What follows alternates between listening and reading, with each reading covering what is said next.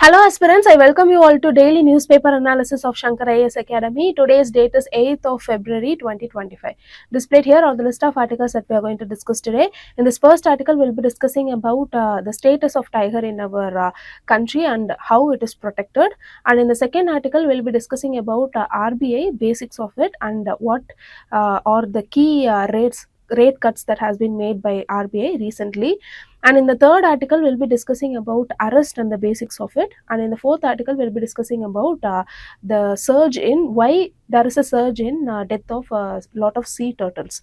So we'll be seeing all the articles from the prelims perspective. Without any delay, let us get into the news article discussion. Now look at this article. The title of the article reads, "A surge of dead sea turtle in the sand." So this article talks about what is the reason behind current surge of death of lot of turtles in the sea coast of our country. So let us revise about the basics about the sea turtles and then we shall see about the reasons. So let's start with the olive red ray turtle. So it is actually the smallest and most abundant sea turtle globally.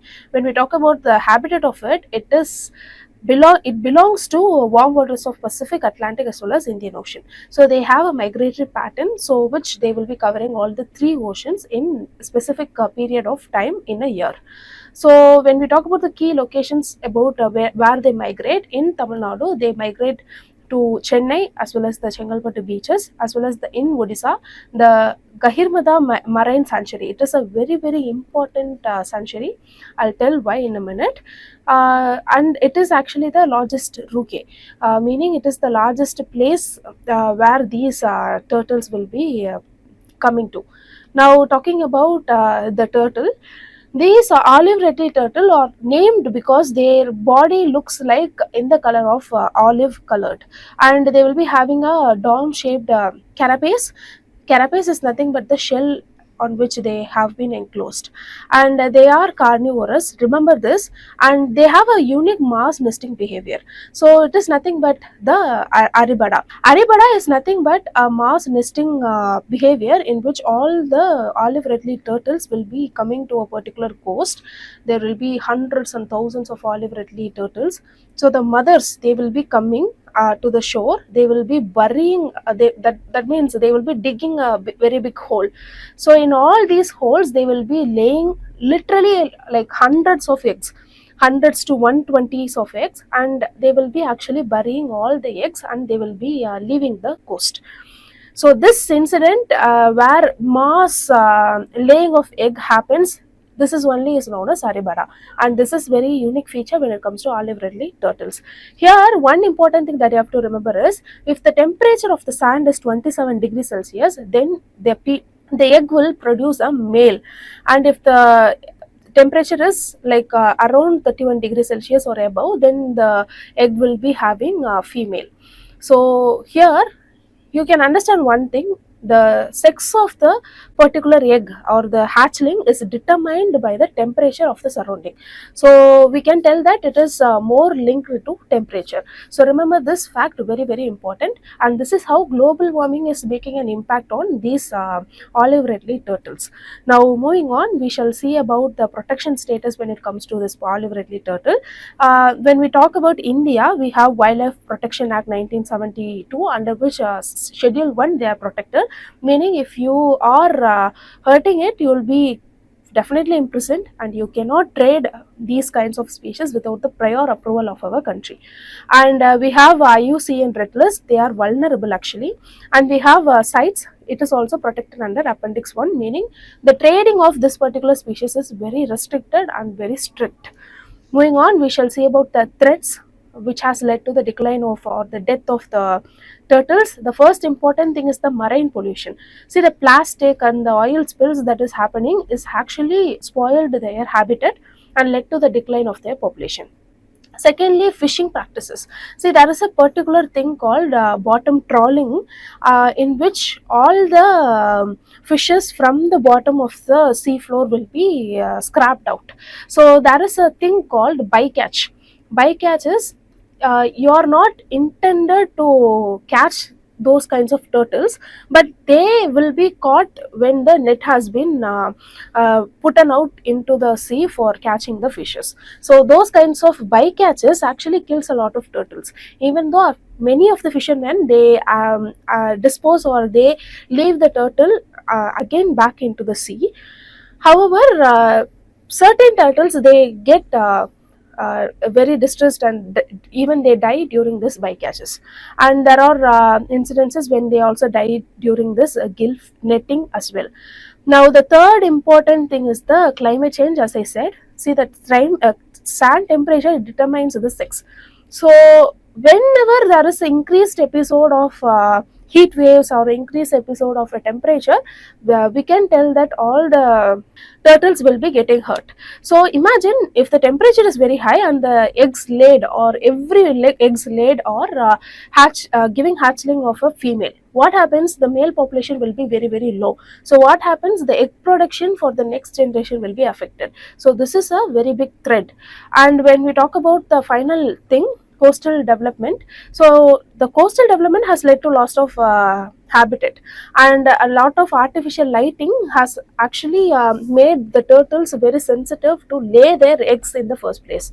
So these are all very common threats that are faced by the turtles.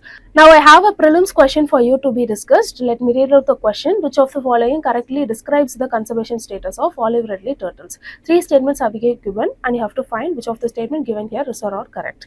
Here the correct answer for the question is option B, 1 and 3 only. Here the third statement is actually incorrect. It is not endangered, it is vulnerable. We saw that very just now.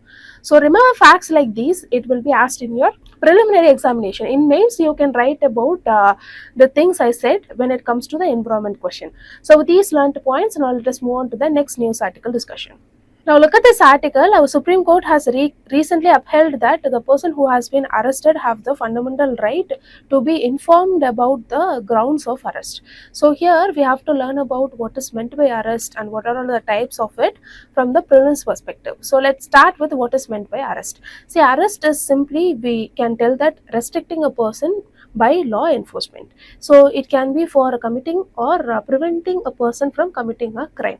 So it must be following a due process that has been established. When we talk about the legal basis for the due process, we have it in CRPC 1973, then IPC 1860, and we have a fundamental rights article 20, 21 and 22. Now moving on, we shall see about the types of arrest. Firstly, the crime that requires warrant. So it will be issued by a magistrate, and for it will be issued for very serious crimes, especially the non-cognizable offences.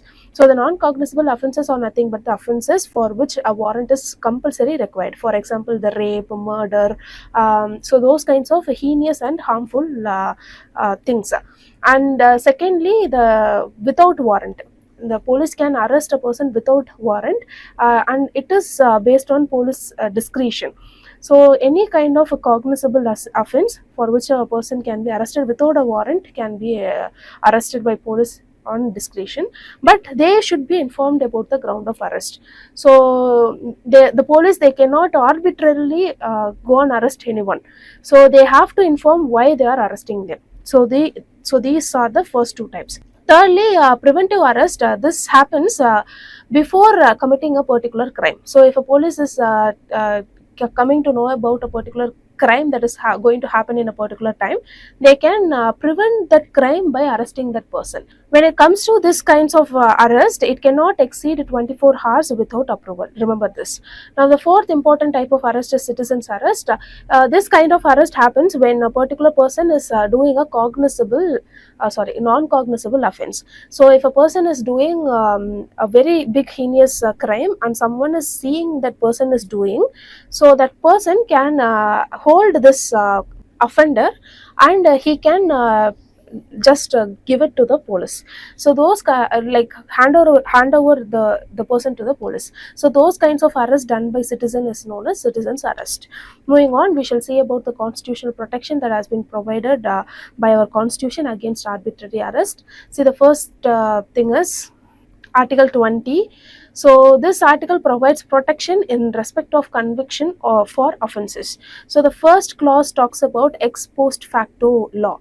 So this might be confusing. It is nothing but if you have done a crime in 2010, at that time it is legal, so there has been no law has been enacted on that particular thing. But in 2015 a particular law has been enacted and saying that act which you made in 2010 is wrong, and it is giving some fine or imprisonment. Then it means that nobody can held you for the crime that you did in 2010, so it cannot apply backwards. So this is as simple as that. So there is no punishment for act legal at the time for a time of commission. So at the time of commission, if the act is illegal, then you will be convicted. At the time it is legal, then you are not, you're free to go. So this is the first clause. Second clause talks about double jeopardy. So if you are committing of offense for once, you cannot be trialed against like you cannot be given sentence twice for that same crime. This is a double jeopardy. Now the third important clause is incrimination. Self incrimination is nothing but compelling yourself to be witness for the crime that you have done. But here there are certain exceptions. You have to provide fingerprint, DNA test as well as handwriting samples if asked for. This is not covered under fundamental rights. However, you are not compelled to be a witness against yourself. Okay, these are article 20. Now article 21, it talks about life and personal liberty. We have a procedure established by law which is very fair, just and as well as reasonable, and it includes protection from illegal detention, custodial violence as well as forced confession. And we have right of arrested person under this act. We have a protection from torture, legal aid as well as against unlawful detention. Now moving on, we shall see about Article 20. We have 22. We have already revised a lot about Article 22. You can go back to our videos and you can just get to it very detailedly. So far we saw about what is meant by arrest, what are all the types of arrest, and what are all the constitutional safeguards that has been provided. And then we have a prelims question for you. Let me read out the question. Consider the following statements regarding preventive detention. Here's 3 statements are given and you have to find which of the statement given here is or correct. Here the correct answer for the question is option A, one only. The second and third statement is actually incorrect. So with these learned points, now let us move on to the next news article discussion. Now look at the title of the article. The title says, after tax relief in budget, RBI cuts key rates first in 5 years. So this will spur growth. This is what the article is talking about. So from the prelims perspective, let us revise about the basics of RBI and certain important things. So let's start with RBI establishment and nationalization. See, RBI was established in 1st April 1935 as per the RBI Act 1934. So here you can comment what was the actual name of RBI before this name was given. And it was nationalized after the independence on 1st January 1949. Nationalization is nothing but the government will be taking over the entire ownership of a particular private property. So the headquarters of this RBI is in Mumbai, and the governor will be appointed. Governor is the head of the RBI. He will be appointed by the government of India. Now moving on, we shall see about the role and functions of RBI. They regulate banking system as well as monetary policy when it comes to economy. So the key functions include, firstly, implementing monetary policy, like adjusting the CRR. CRR is nothing but the cash reserve ratio. Then SLR is the statutory liquidity ratio, and repo as well as the reverse repo rate. Secondly, they work on currency issuance except 1 rupee note and as well as coins. So these 1 rupee note and coin, it will be established by our government. It will be issued by our government, but except that all the currency will be issued by RBI. Thirdly, banking regulation. They regulate all the commercial, corporate as well as NBFCs in our economy. Fourthly, they manage the forex resources under the FEMA Act of 1999. And fifthly, they will be giving providing a lot of, they will be supporting a lot of schemes under Pradhan Mantri Jan Dhan Yojana, then PSL and etc. So they will bring in a lot of financial inclusion into our society. So moving on, we shall see about the monetary policy tools of RBI. See, there are certain quantitative as well as qualitative monetary policy rules. The first one is the repo rate. Repo rate is nothing but the rate at which banks will be borrowing money from the RBI.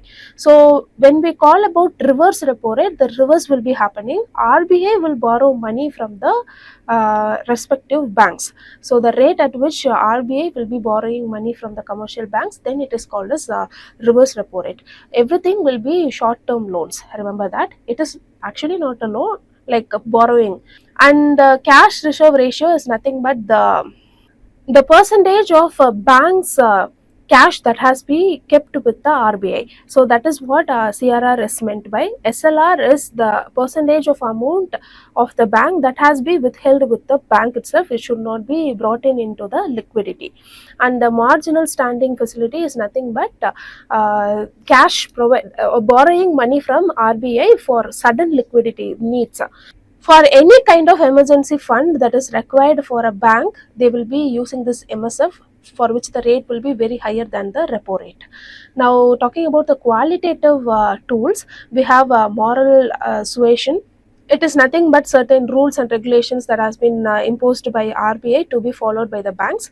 And we have selective credit control. The selective credit control will be done these are like guidelines given to the banks, which the banks should be following.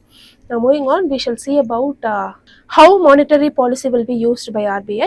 So if there is very high inflation, RBI will increase the repo rate. So what happens is, getting loan from RBI will be getting difficult if repo rate increases. So the money supply will be reduced and it will control inflation. So in terms of slower growth, what happens is the repo rate will be declining. So with the lesser percentage, you can get a lot of amount of loan. So this will bring in a lot of money supply into the economy. And when there is excessive of liquidity, what they will do is they will increase the reverse repo rate. So again, what happens? A lot of money will be given to the RBI to be kept, and for that lump amount, of a lot of percentage or rate will be provided by RBI, again sucking the liquidity into the RBI. So this is how monetary policy as well as the inflation actually works. Now, talking about key RBI reports, all the RBI reports are very important. Just I'm reading out it: the Financial Stability Report (FSR), then the Monetary Policy Report (MPR), as well as annual report will be submitted by RBI. Apart from that, there are a trend and the process of banking in RBI.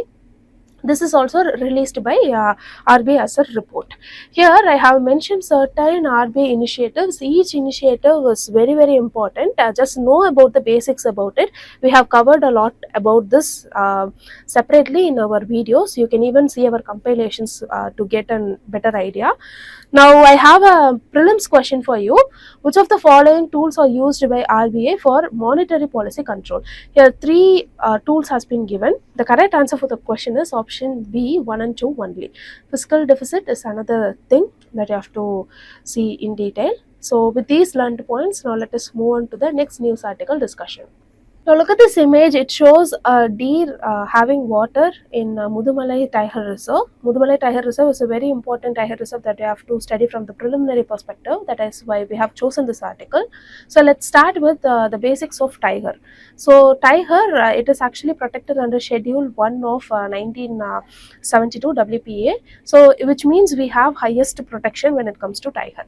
And when it comes to the sites, we have Appendix 1, meaning it is actually threatened with extinction, and we are actually protecting the trade of it very strictly. And then IUCN status, it is actually in the endangered status.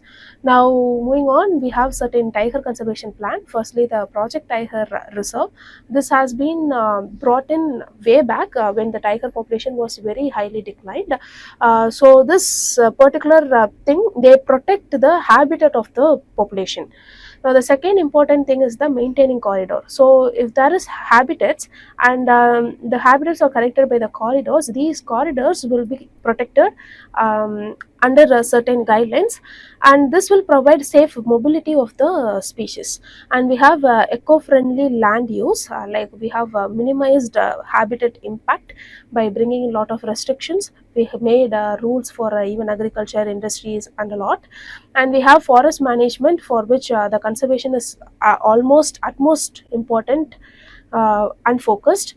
And we have staff development, for which we have actually trained the staffs, when we have deployed a lot of staffs, even if the animal gets into the living city of a particular region. So moving on, we shall see about the Project Tiger. It was launched in 1973. It is a very successful project that you have to remember. So it is actually a centrally sponsored scheme, meaning 100% of the fund will be provided by the central government itself. So it is funded by Ministry of Environment and Forest and Climate Change, and it is actually an in situ conservation, meaning the conservation happens within the habitat of that population. And recovery from extinction, it is the main focus of the Project Tiger program. Moving on, Tiger Reserve structure. See, this is governed by Section 38V of WPA Act 1972. So there will be two important rings. You can remember this way, like rings. So there will be a core ring, or the critical Tiger Reserve. So here the activities are very strictly regulated. It is the habitat of that animal. Around this core, there is actually a buffer or the periphery area where the regulated activities are actually allowed. Now moving on, we shall see about tiger reserves in India. There are currently 57 tiger reserves, and recently added tiger reserve. These two tiger reserves are very important. There will be a prelims question asking you which of the following are the recently added tiger reserve in 2024. Or 2024 and 25. So those kinds of questions will be asked in our in our UPSC. So here the Guru Ghasiya Das of Chhattisgarh, and we have Ratapani Tiger Reserve from Madhya Pradesh. Both have added very recently, which has made the number to 57. Now moving on, we have a prelims question with reference to the National Tiger Conservation Authority, NTCA. Consider the following statement. So NTCA is actually a statutory body under the Wildlife Protection Act 1972. The Prime Minister of India is its chairman. It is responsible for approving tiger conservation plan of state governments. So here, what is the correct answer? The correct answer is option A, 1 and 3 only. So with this, we came to the end of the news article discussion. If you like the video, hit like, do comment, and don't forget to subscribe to Shankar IAS Academy YouTube channel. Now, thank you so much for listening.